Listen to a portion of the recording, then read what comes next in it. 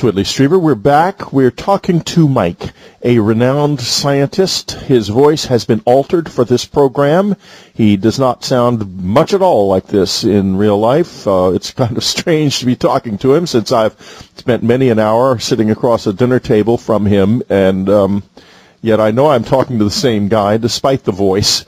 In any case, he has had some really remarkable experiences. And Mike, why don't we just go right into it now and go ahead and tell us what first happened?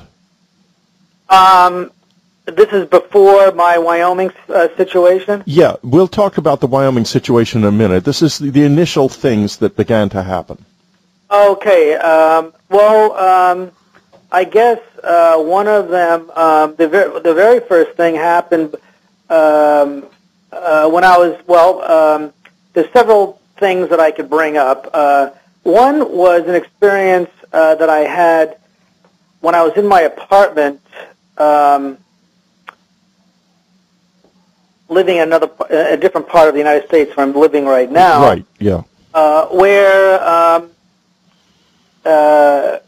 in about the time span of around 1990, where I would wake up and open my eyes in my bedroom, and I was wide awake. I remember it like I was there right now, and yet when I opened up my eyes, the room was not there in its traditional sense. The room was there, but it had a blue color to it, and it looked strange. And then I noticed that there was like someone took a pair of scissors and cut out a scene in front of my face, which was not the room anymore. It was a scene looking like I was looking into a window of another place, and it showed a vast vista of mountains, and it was as if someone had a pair of cameras, and they were zooming you in to take a panoramic view as you were flying over this. And it was as real as me walking down the street, and it would last maybe 5 minutes, and then it would stop, and I'd get really upset saying, what a bummer, this had to stop. And then the next night, it would happen again with a similar scene, and this would repeat several times. Those scenes, I didn't know what to make of them. I said, well, maybe this is some kind of strange post-sleep situation. Hypnopopic trance, yes. Post-sleep trance, yes. And then what ended up happening was, this was the summer of 1990. And then what would happen after that is I'd wake up, and then I didn't see that anymore, but I would just casually look off into my living room where there was a light on, and I had a very big apartment, and there's these huge ceilings and stuff, so the room was lit up and looked kind of large.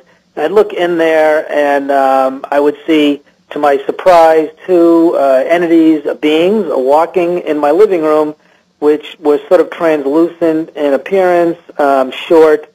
You could almost see through them, but not quite.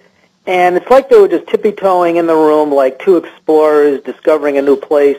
And one of them looked towards me and didn't even seem to acknowledge me. I'm sitting in my bed saying to myself, my God, what is this? And they looked right at me and looked through me, almost like I wasn't there, and went about their business, and they didn't come anywhere near me. They stayed in the living room, and I basically got tired of looking at them. I went to bed and went back to sleep, and the next morning I woke up and they were gone.